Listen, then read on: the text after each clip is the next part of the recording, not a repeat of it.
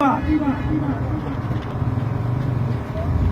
ہے تو اگرچہ میرے حوالے سے ذاتی، لیکن اس حوالے سے ذاتی نہیں ہے کہ میری ذات، میرا نام، میرا کام آپ کے ساتھ جڑا ہوا ہے.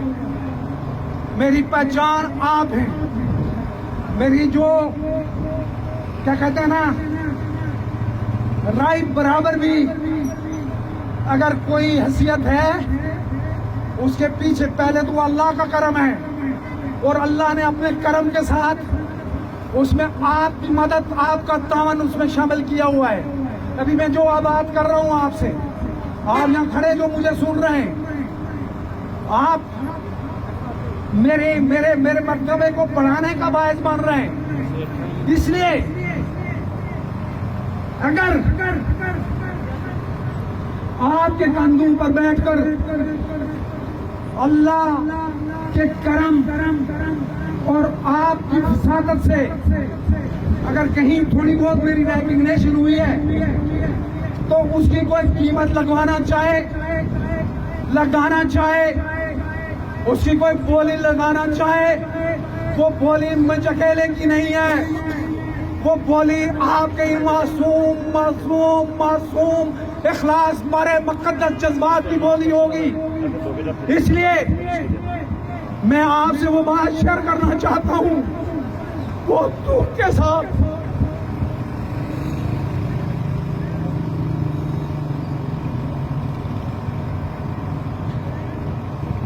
بہت کرم کے ساتھ، اس لیے کہ یہ آپ کی امانت ہے. وہ میرے محترم باپ،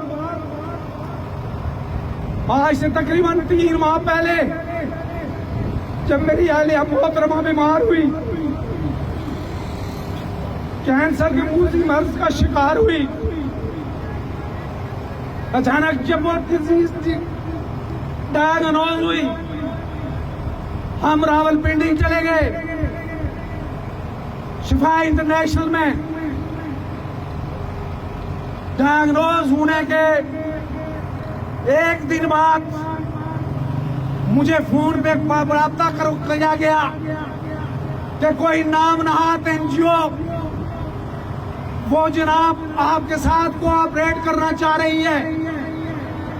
وہ آفر یہ کر رہی ہے کہ جی آپ اگر اپنی اہلیہ محترمہ کو بیرون ملک علاج کے لیے لے جانا چاہیں، ہم آپ کو فیسیلیٹیٹ کریں گے، ہم تمام سہولیات آپ کو مہیا کریں گے، اور اگر وہاں نہیں تو آپ CMH راولپنڈی میں علاج کروانا چاہتے ہیں، سارا علاج مفت ہوگا. میں نے کہا نہیں جناب، نہیں، ہم نے اپنی مدد آپ کے تحت وہ کرنا ہے. ہم نے کوئی مدد نہیں لینی کسی NGO سے، تب کہ میرے گمان میں یہ بات نہیں تھی کہ وہ NGO نہیں ہے. وہ NGO کے آڑ میں ایک مقتدر ادارہ ہے. ہم نے انکار کر دیا. انکار کرنے 25 کو میری میسز کا آپریشن ہوا، 25 نومبر کو. مجھے نہیں پتا سچی بات ہے، تب کہ میں نے اپنا فون بند کیا ہوا تھا، اس لیے کہ جو ذہنی ٹینشن تھی اس میں میں فون اٹینڈ نہیں کر پا رہا تھا.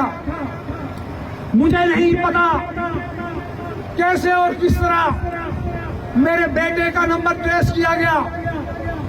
میرے بیٹے کو اپروچ کیا گیا کہ جی ہم آپ سے ملنا چاہ رہے ہیں، ہم جو ہے باجی کی عیادت کرنا چاہتے ہیں، باجی کا جو ہے روم نمبر بتایا جائے.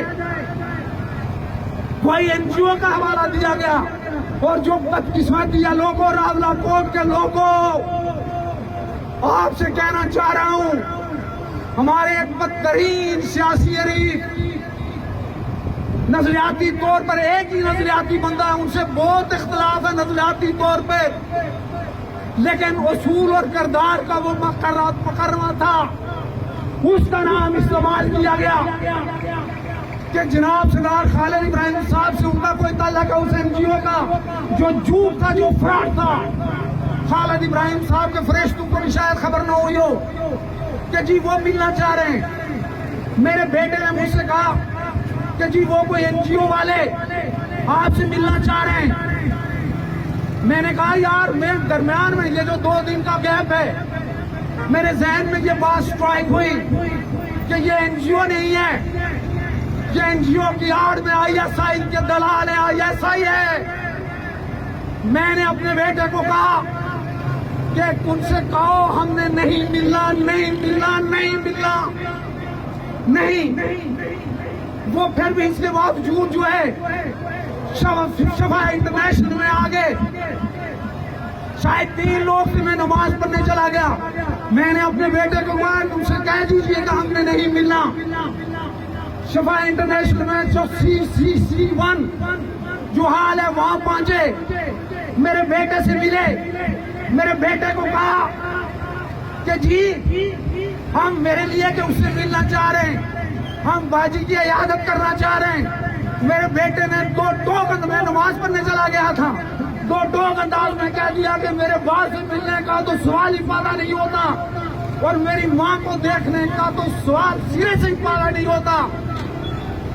اب جب یہ ساری صورت ہوئی تو ان بدبختوں نے ایک خاتون بھی ساتھ رکھی ہوئی تھی جو خاتون کے ساتھ جانا چاہ رہے تھے کمرے میں, کہ انہوں نے میرے بیٹے کو جب اس کے ساتھ وہ شروع ہو گئی تو اٹھتے ہوئے یہ کیا کہ لفافہ اس کو دینے کی کوشش کی, پیسے دینے کی کوشش کی, لوگوں کو برائب کرنے کی کوشش کی. میرے بیٹے کو نہیں, مجھے نہیں, آپ کے اس اخلاص کو جو میرے ساتھ آپ کا اخلاص کھڑا ہے اس کو خریدنے کی کوشش کی.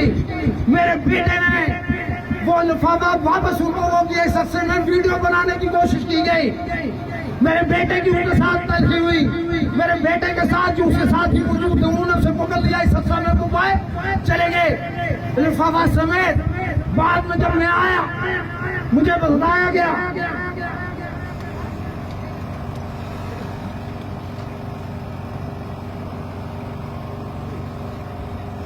میں نے کہا, میں نے پہلے تو اس بندے کو فون کر کے کہا جو NGO کا ڈرامہ کر رہا تھا, میں نے کہا یہ کن کو بھیجا ہے, وہ قسم قرآن پتہ نہیں کیا کیا کھانی و فراڈ کہ میں نے مجھ سے NGO کا وہ تھا.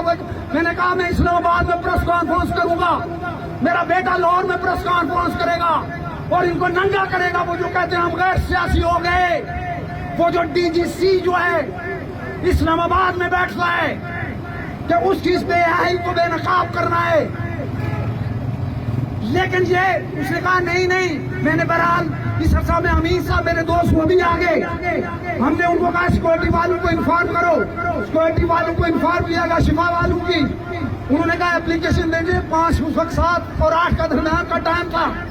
دوسرے دن ہم نے CCTV کیمرہ کی جو فوٹیج ہے اس کے لیے درخواست دی.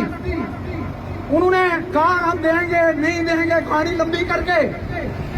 بعد میں وہ دکھائی تو گئی میرے بیٹے کو, لیکن وہ CCTV کیمرہ فوٹیج نہیں دی گئی, بلکہ یہ کہا گیا آپ تھانہ میں رپورٹ کریں. وہ ہمیں کہیں گے ہم آپ کو تب دیں گے. ہم نے تھانہ میں رپورٹ کی اسلام آباد میں. انہوں نے کہا کہ ہم جی کریں گے. وہ جو سب انسپیکٹر صاحب تھے انہوں نے فون بھی کیا کہ جناب میرا بیٹا دوسرے دن جا رہا تھا لاہور.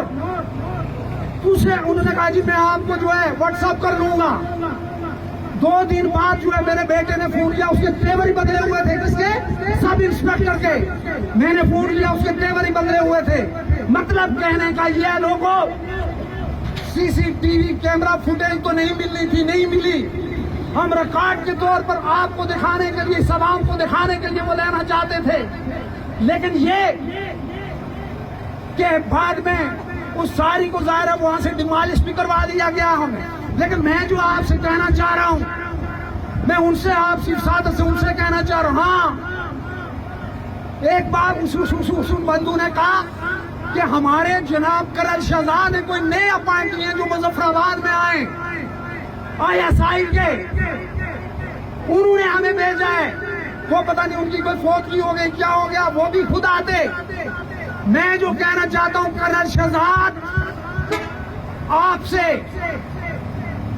آپ اپنی حدود کے اندر رہیے گا.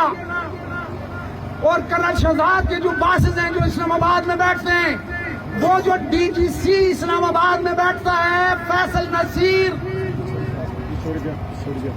اس سے اور جو اب جو ہے چیف آف آرمی اسٹاف ہے اس سے کہنا چاہتا ہوں، آپ یہ کہہ رہے ہو فوج ڈی پولیٹیسائز ہو گئی ہے، اس نے سیاست میں مداخلت نہیں کر رہی. مجھے نہیں پتا پاکستان میں کیا گل کھلا رہے ہیں کیا نہیں کھلا رہے، وہ آپ جانیں، آپ کا کام جانے. لیکن میرے وطن میں اس قانون گندے عمل کو روکیے گا. لوگوں جو بات آپ سے کہنا چاہتا ہوں وہ یہ کہ جو اس قدر بے حیائی میں نیچ بن کر اتر آئے کہ مجھے اور میرے بیٹے کو خریدنے کی کوشش کی، انہوں نے یہاں کتنے اور لوگوں کے دان لگائے ہوئے ہوں گے، کتنے اور لوگ ان کے اشاروں پر ناچ رہے ہوں گے، ناچ رہے. میں آپ سے کہنا چاہتا ہوں، آپ سے میری اطلاع ہے، اس گندے قانونی عمل کو بے نقاب کرنے کے لیے آپ نے باہر آنا ہے، آپ نے کھڑا ہونا ہے، اور آپ نے اس بےہودہ اور نیچ سازش کو جو میرے خلاف ہی نہیں، آپ کے خلاف ہی نہیں، ریاست شریف کے خلاف ہونے جا رہی ہو رہی ہے، ہر پولیٹیکل ورکر کے خلاف ہو رہی ہے، اس کو روکنا ہے، اس کو بے نقاب کرنا ہے. یہ ہے میری آپ سے اطلاع. میں نے یہ مناسب اس لیے جانا کہ آپ سے یہ شیئر کر لوں کہ میں نے جو آپ سے پہلے کہا کہ میری اوقات کیا کہتے ہیں رائی برابر بھی نہیں، لیکن جو ذرا سی بھی جو کوئی بات ہے وہ آپ کا اعتماد، آپ کا اعتماد اور آپ کی طرف سے دی گئی عزت ہے.